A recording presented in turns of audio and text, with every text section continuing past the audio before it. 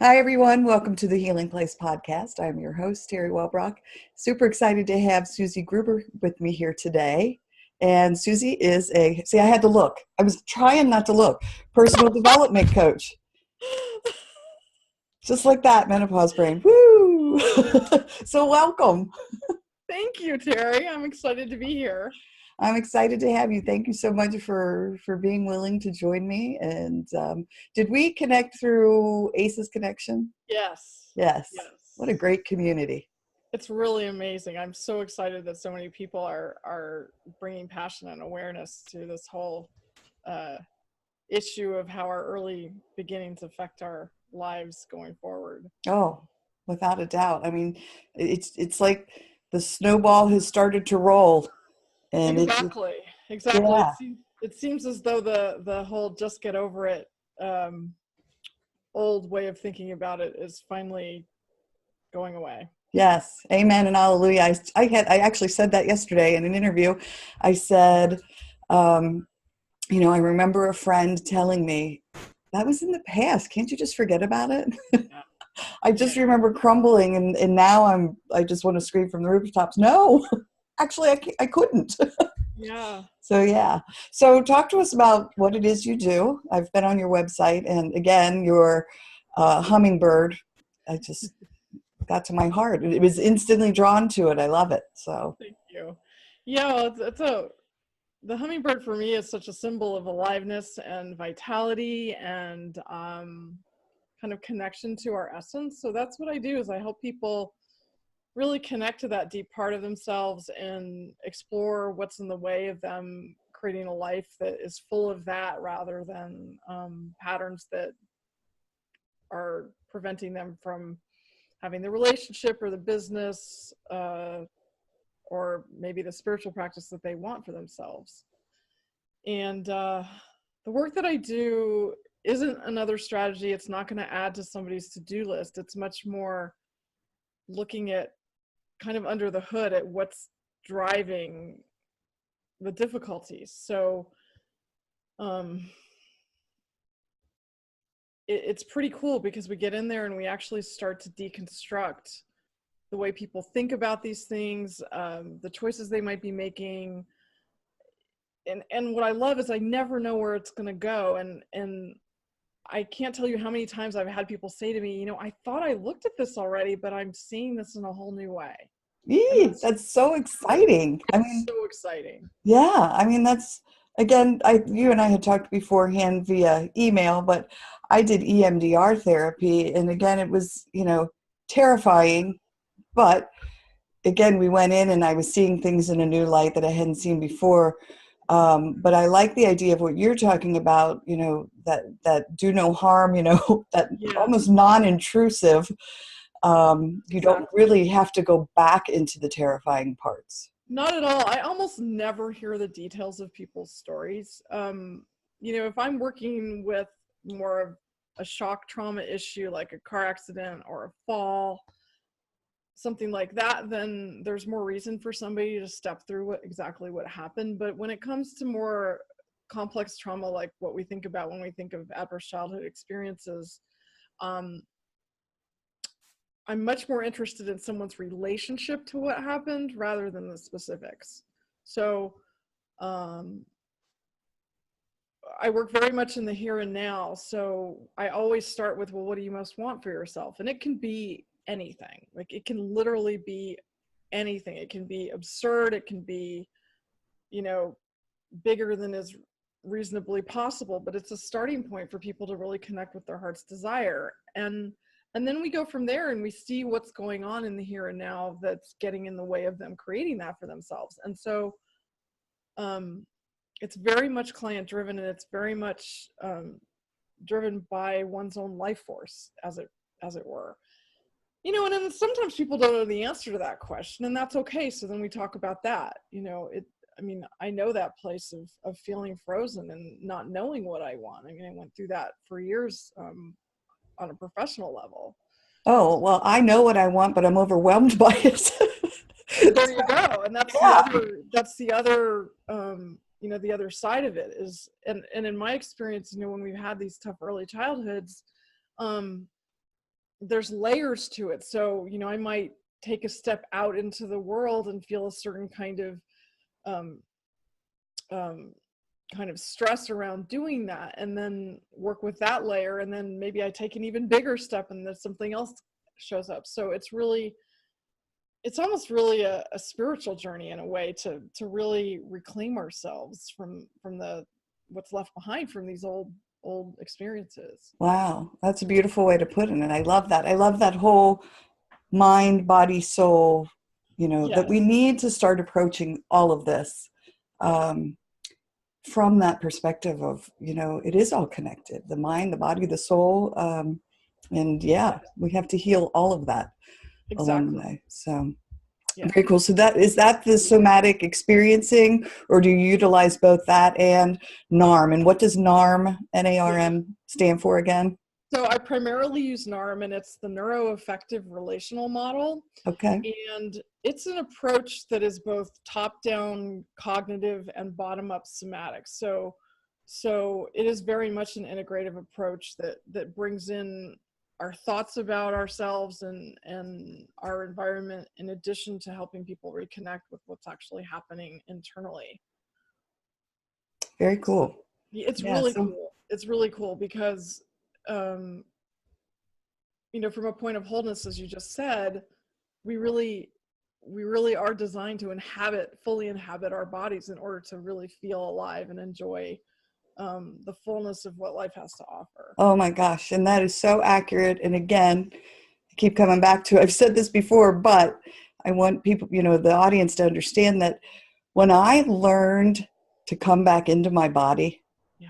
oh, it, that was the turning point. When I was able to go back in and see a traumatic experience like through my own eyes, not Yeah. from watching a movie from the outside, not that Yeah. dissociation stuff. Hmm. But when I was able to be in the midst of a panic attack or heightened anxiety and stay in my body Yeah. and work through it and ground myself and go through the processes and all of my steps that I have in place, shoo, Yeah. changed everything. And Everything. yeah. And Yeah, you're so, no longer at the mercy of what's left over. yeah. Yeah, well, that's beautiful. Well, thank you for helping people find their way through that, because it really is just such a blessing. Yeah. So how do people get a hold of you, and what is the process involved for Yeah. someone if they're interested? Um, they can go to my website, which is suziegruber.com, and learn more about me that way. And then if you go to the work with me page, there's a way to book an initial 15-minute conversation, so I can share a little more about how I work, and learn a little bit more about what someone's wanting help with, to see if we're a fit. Okay. Um, and then if that all seems like a good fit, then schedule an initial 1 hour session, to again try it a little deeper, because this way of working feels pretty different to people. And so I always set up the first session as a way to kind of get familiar with how we work together, and then go from there. So Okay. yeah, it's really, this model is very relational. The NARM way of working is very relational. So it's really important to me that that people feel comfortable. Not that the process is always comfortable. I mean, we always run into stuff that we might not have expected, but that they're comfortable with the big picture of how we're working together. Right. Right. So who is your target audience?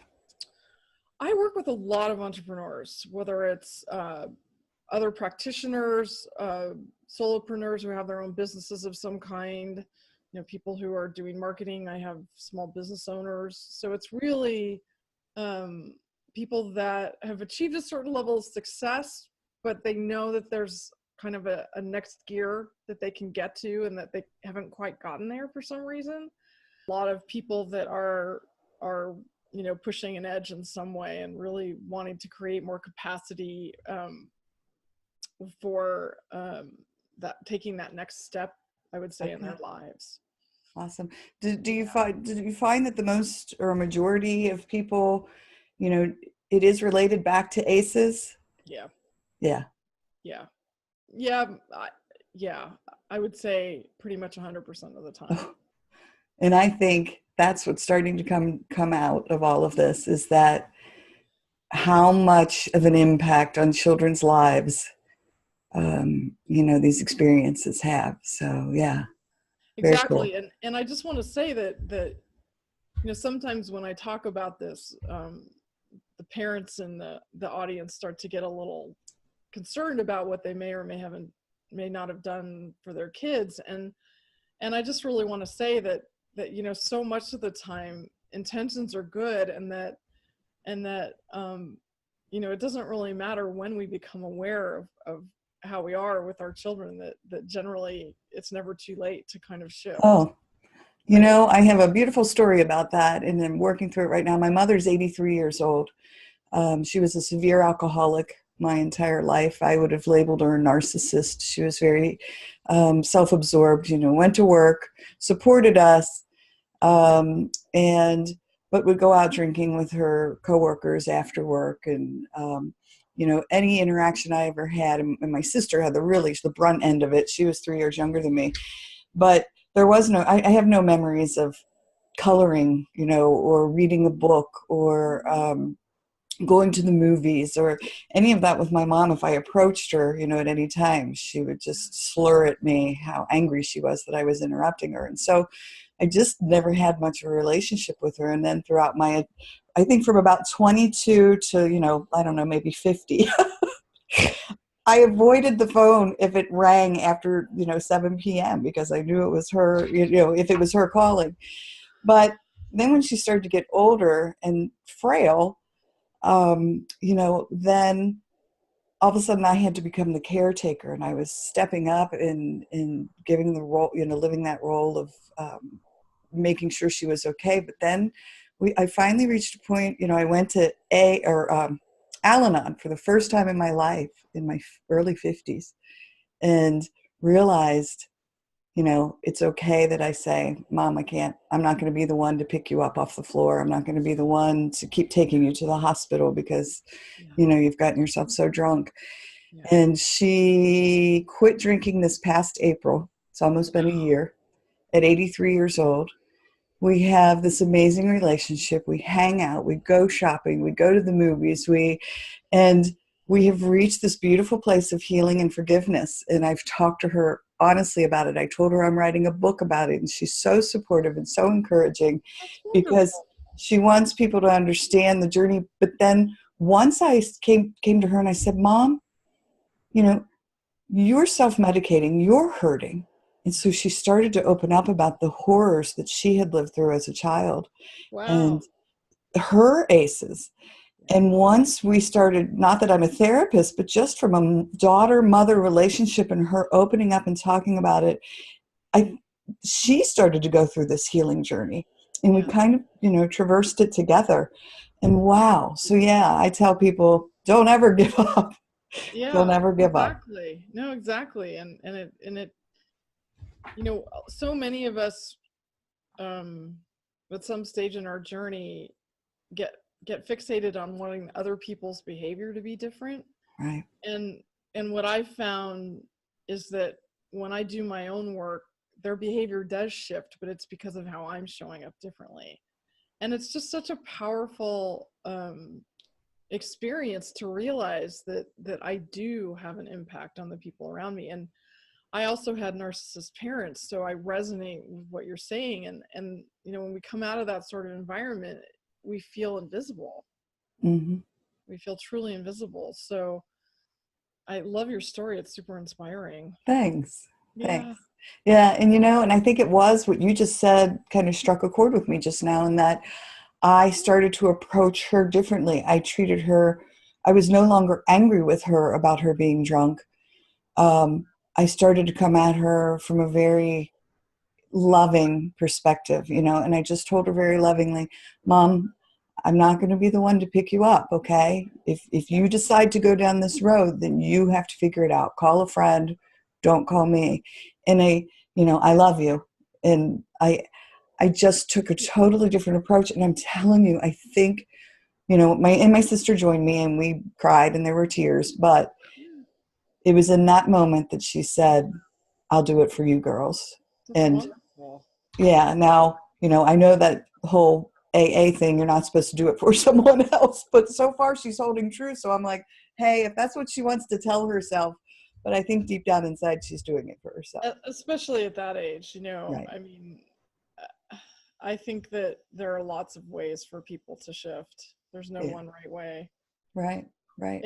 And also, I hear how connected you all are now, and I think that's really so much when I think about substance use, it's so much about medicating pain that she's the opposite of alone. She's got a connected family, and so it's different than it was in her childhood now. Right. Mm. Right. So very true. Yeah. Well, and I'm just super, super proud of her and, what she's done. So your personal story, is this how you got drawn into working with others? Definitely. Yeah, definitely. So I had two narcissist parents who really never created a healthy relationship with each other, or a healthy environment in which to raise a child. And there was a lot of good things about my childhood, but relationally there was a lot of unpredictability. There was a lot of emotional abuse. My mother became an alcoholic and struggled with alcohol for a good 25, 30 years. So, um, you know, there wasn't honest conversation, there wasn't repair. There was a sense that emotions were something for weak people. It was really kind of, I would say, rigid. Um, the environment in a lot of ways was rigid. Expectations were high of how you're supposed to behave and what constitutes a good girl and all that kind of stuff. So, Right. Yeah. it's um I have perspective on where all that came from, and because I've done so much of my own work, I have tremendous compassion for both of my parents, and in particular, the socioeconomic piece around, on my mom's side of the family in particular, how the trauma legacy came to be because of socioeconomics. That, particularly my mom's mom simply didn't have time to be a good parent because she was raising, she was supporting 6 girls on her own in the Phew. 20s, Yeah. Oh my goodness. 20s and 30s and 40s, and it, what do you do? Right. You know. Right. Yeah. My grandma Kitty, who I say is one of my resilience, she's one of well, probably my biggest resilience factor. She was very present in my life, always there when my mom wasn't. And she, yeah, raised 8 kids, and it was not my mom's mom; it was my dad's mom. Yeah. But yeah, what a strong, empowering woman who never once yelled at me, never once, was always encouraging, just very gentle love. It's beautiful. Yeah, so I think when people hear my story and they said, "Holy crap, Teri, how did you get through that?" Yeah. And I say Grandma Kitty's name a lot because yeah, she was Wonderful. a guiding force, and thank God I had her. So yeah, Exactly. very cool. So I'm going to throw my favorite question out to you right now, only because it's jumping out at me. I gave you a forewarning. Yeah. So if you could meet anyone in the world, dead or alive, to help you with your journey, who would it be? I love that question. What comes to mind is I would love to meet, like, one of my great great great grandparents, just to get a sense of what was going on generationally, you know Yeah. 100 Well, 150 years ago, on one or both sides of my family. I just think it would be really interesting, um, to see the roots of how things kind of came forward. uh, and they're saying that now, that there's that, that generational trauma, or that, I mean, and yes. not just from the trauma aspect of it, obviously, Yeah. but yeah. Yeah, because it was interesting. I was visiting my aunt in earlier in the fall, and started talking with her about my I think it was great great grandmother. Yeah, great grandmother. And I learned that, for example, this woman decided that all of her girls, because she also had a pack of girls, should be educated so that they could Ah, have a career. So this would have been, I want to say, the late 1800s. And so they all ended up getting sent away to school. So on one hand, there's something good happening, that these girls are getting educated and being, you know, trained so that they could be self-sufficient and take care of their families. But these women had careers, but they were separated, like they're all sent away from home for school. So there was this disconnection, and and that's kind of the theme in my family, is that on both sides, even that you know, they're kind of salt of the earth people who roll up their sleeves and get things done, but there's such disconnection and lack of healthy communication, you know.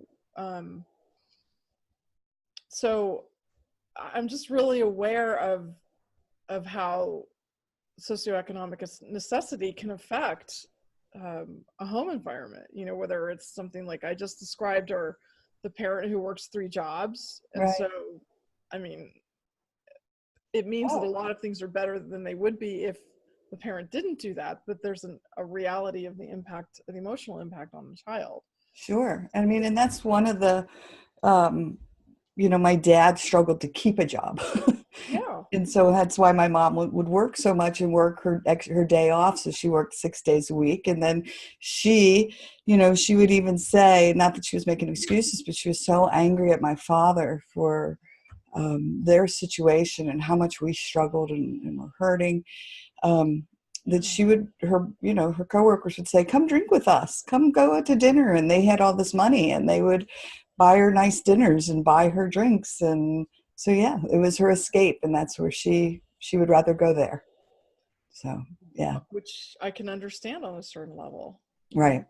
right, sure. Yeah, absolutely.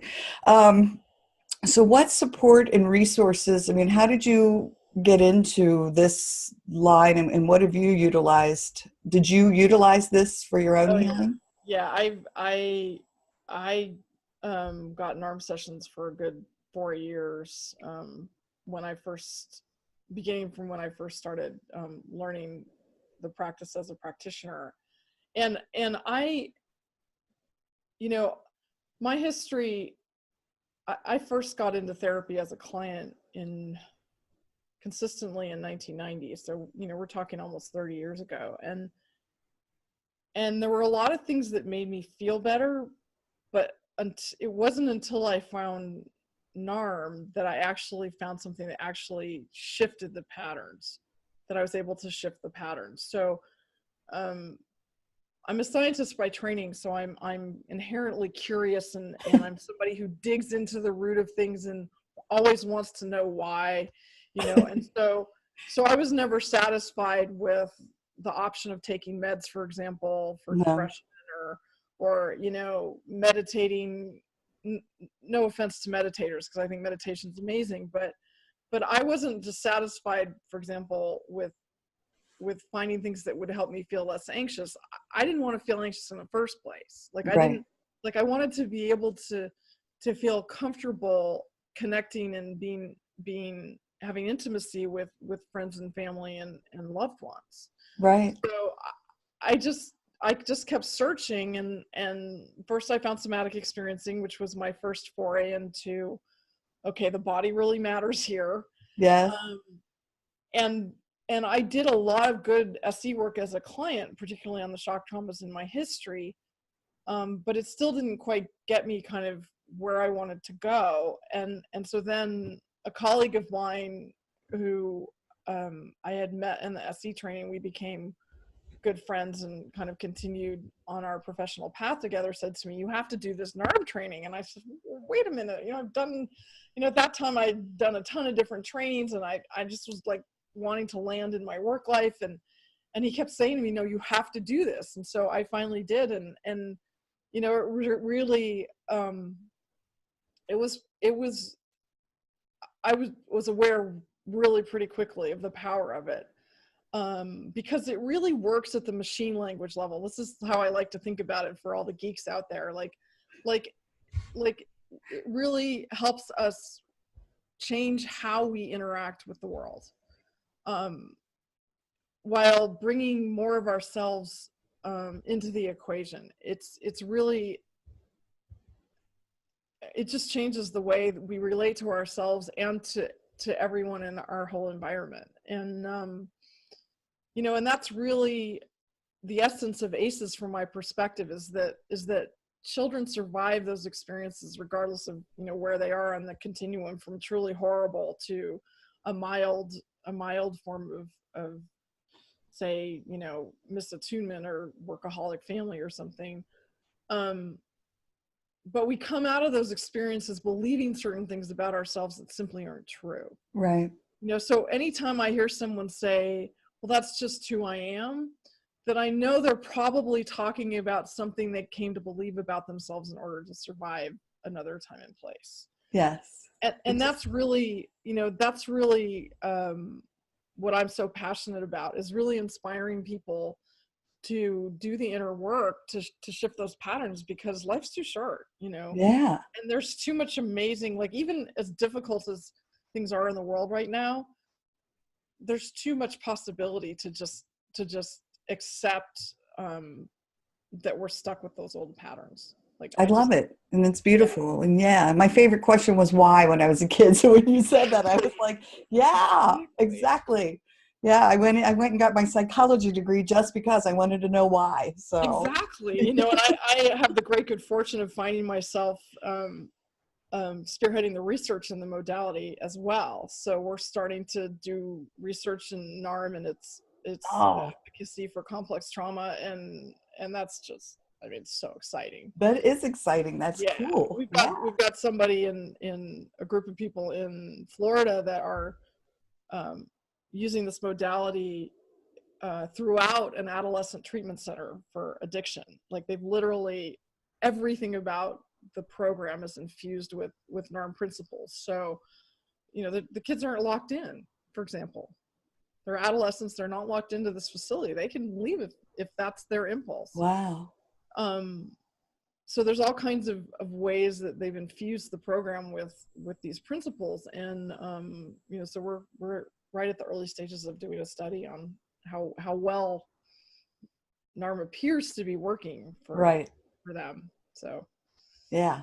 Well, again, I think it's amazing. When you said about medication, I'm not a fan of throwing a pill at it. Like, I don't take any meds. I don't even like to take Tylenol when I have a headache. So it's just me personally. But, when I first experienced all this, I was on antidepressants and I was on anti-anxiety, and every now and then, if I have to fly, I try my best not to have to take a Xanax, but if I have to, because it's overwhelming me, then I do. But what you're saying is so true and so accurate, because I know, and that what I try to tell others is that that's masking or just calming a symptom, but it's whatever's triggering it, it's still there. That's right. That's just helping a physiological response on a temporary basis. Yeah. And so it's getting to that, and that's what you're talking about, getting to that soul stuff, that good stuff, and what's creating this. Such cool stuff. I love it. Totally cool stuff. This just goes back to what Oprah said last year, in her understanding of ACEs, which is amazing, that we have to heal the hole in the soul. Yeah. That's the work we have to do. Right. And it's a cultural imperative at this point. Do what? It's a cultural imperative, in my opinion. Oh, like you said, if it's 100% of the people you're working with, you're right. It truly is affecting us all. Yeah, for sure. Well, I asked you that question. So any myths or facts that you would like to clarify for people? Well, one big one is, I touched on earlier, is, this is just who I am. Like, from my perspective, that's a myth. The other myth is that, you have to dive into the specific, gory details of what happened. There's a lot of people who don't go near this kind of work because because what happened was so awful. And I think another fact that is really emerging, particularly through ACEs, is the understanding of how this is all connected, and how so many different medical things that people struggle with can be tied to adverse childhood experiences. I think that's a really important fact, because as important as it is to get everything checked out medically, for sure, I find it empowering that maybe there's another approach that can make a difference, you know. Yeah. I think another myth that I want to dispel is the myth that there's something wrong with me for having these issues. What I always find when I work with someone is that they walk a journey towards more compassion to what they experienced in their childhood, and also what they had to do and what they came to believe about themselves in order to survive. It really, I find this process really helps people build self-esteem from the inside out. So rather than using techniques to, not that positive thinking can't be powerful, but rather than using a behavior to try to improve something, we really dig much deeper into what's driving those old negative thoughts about ourselves. So, you know, no one's born hating themselves. No one's born thinking they're a bad person or they don't deserve success, or Right. or that it's not safe to be visible. Like that all happened. All those beliefs came online for a reason. And so that's a lot of what I find with people is there's a lot more compassion that, and then the forgiveness comes organically. It's not something, like you described it so beautifully in your relationship with your mom. Like if someone had said to me, you know, and they probably did say this to me actually, you know, 15 years ago, that someone had told me to forgive my father, I mean, I just would have felt rage. Like it wouldn't have made any sense. But now that I've moved through so much of my own work and really changed my relationship to what happened, I have a lot of compassion for him and a lot of forgiveness. Right. Yeah. But it came organically rather than like working through a mantra of it. Yeah. Yeah. Yeah. Yeah. That makes sense. And that's a very fascinating, interesting way to look at it. And I never really thought about it that way before when you were talking about the positive affirmations, because I use them. And it is almost like a mantra that you slowly start to believe, you know, I am worthy, I am lovable, I am, you know, whatever those are. But what you're saying is it's instead of coming at it from this direction, it's coming at it from this direction and kind of clearing the old junk out of the way. Exactly. Yeah, that's fascinating. Exactly. Yeah. All right. So anything else that you want to clarify for listeners? Let me check our time, see how we're doing. Oh, we're good. Yeah, that you want to talk about or touch upon.